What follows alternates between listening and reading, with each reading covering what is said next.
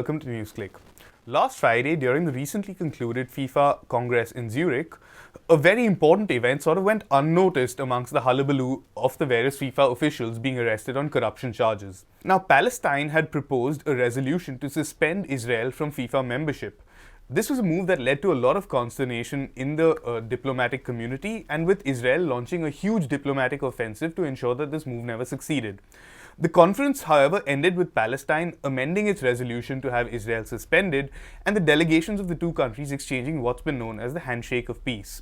So did the much maligned Sepp Blatter actually manage to broker some sort of agreement between these two factions? Why did Palestine drop its calls for suspension of Israel?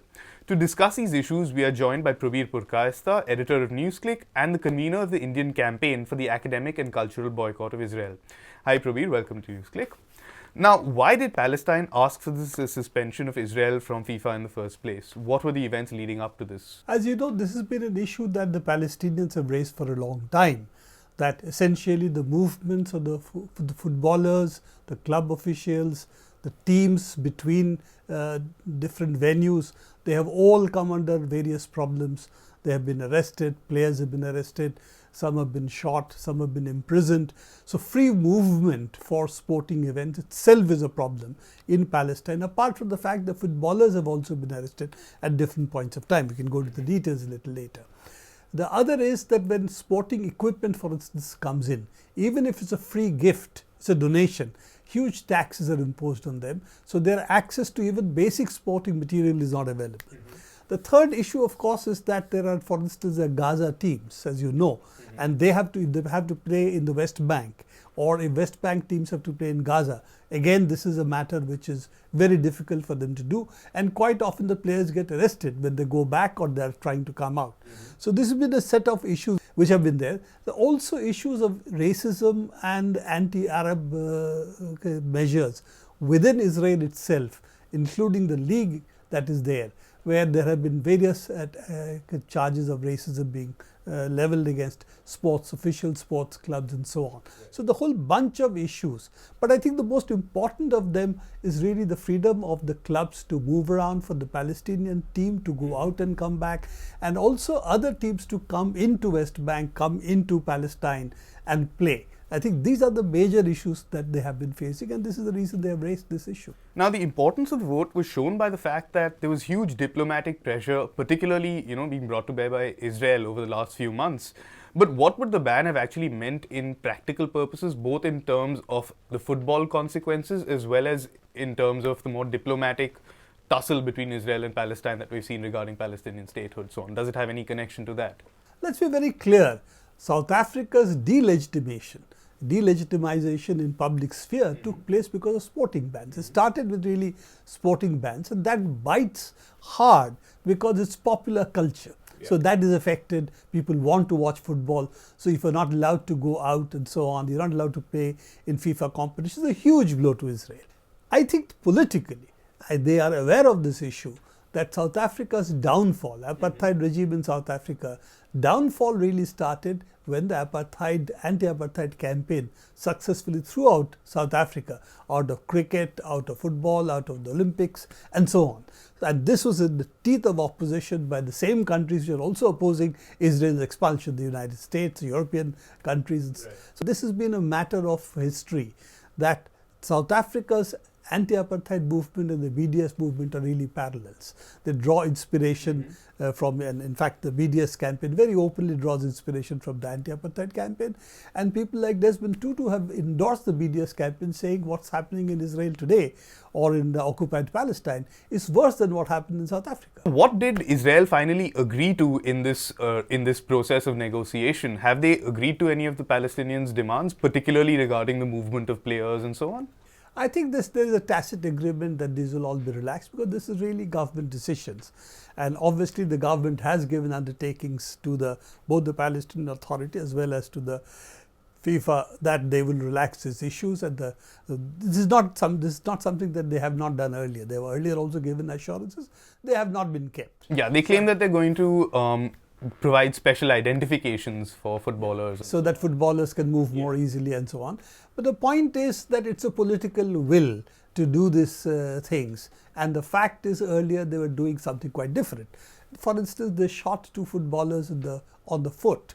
And I think one footballer had 10 bullets. Yeah. And these were teenage footballers, teenage footballers, young 17-year, 19-year-old footballers.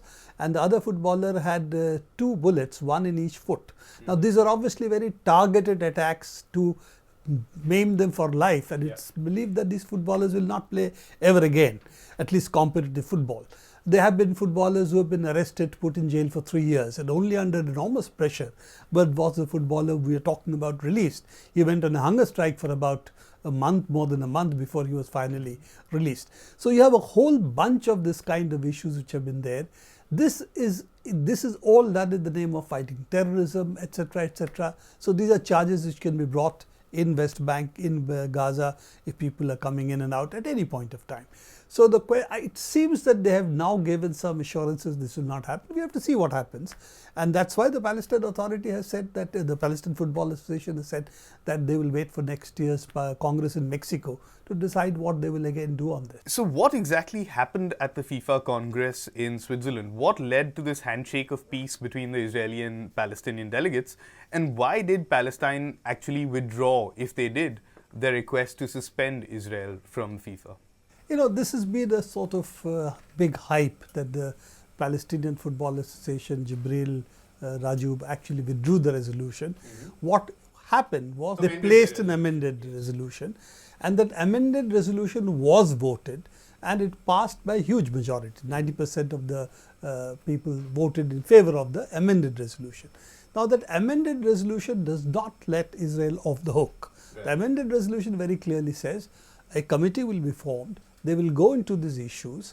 They will go into whether the clubs which are now playing in Israel and who are basically part of the settlements, whether they have the right to do so, and can the Israeli Football Association allow them to play in the Israeli league, what are the consequences, and if these are proved to be in violation of FIFA statutes, in that case the Israeli Football Association will be suspended.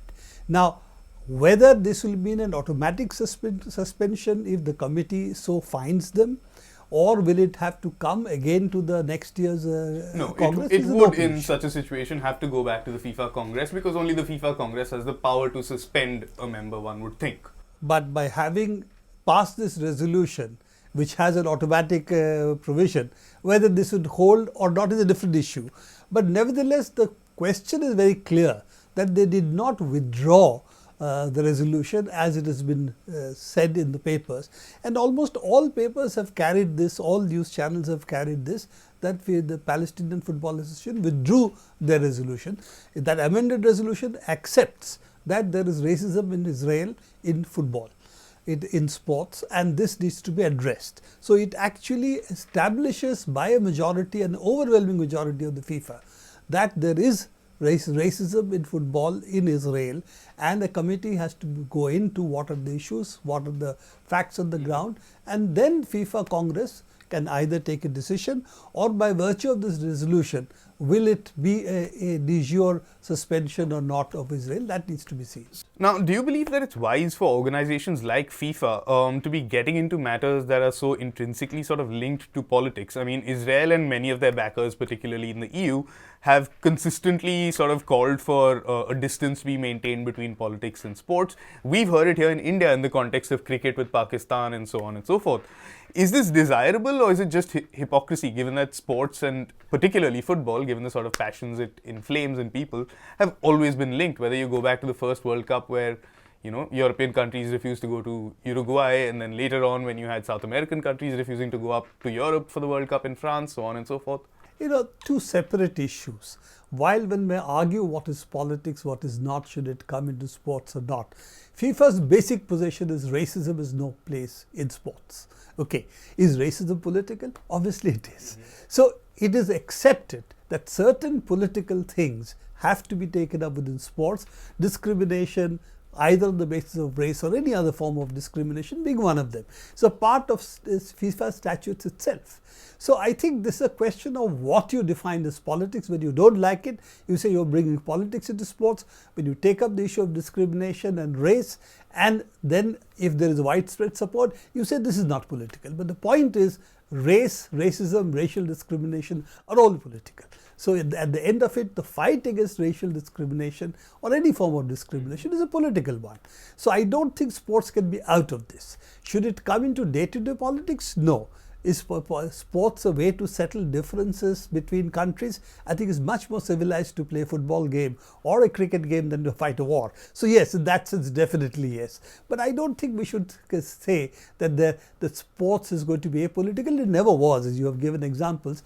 But even in football, FIFA has earlier, I think, removed Serbia from FIFA membership. So there have been earlier examples. South Africa was also sanctioned exactly for the same reasons, apartheid. So there are enormous numbers of such examples. And I think the issue really is that if we want to fight discrimination, some countries will call that this is motivated, this is political, etc. But we know the reality on the ground is that there is a discrimination that now 167 or 163 members of the FIFA Governing Council themselves have said. So some positives coming from the FIFA conference in Switzerland. That's all the time we have today. Thanks for joining us on Newsclick.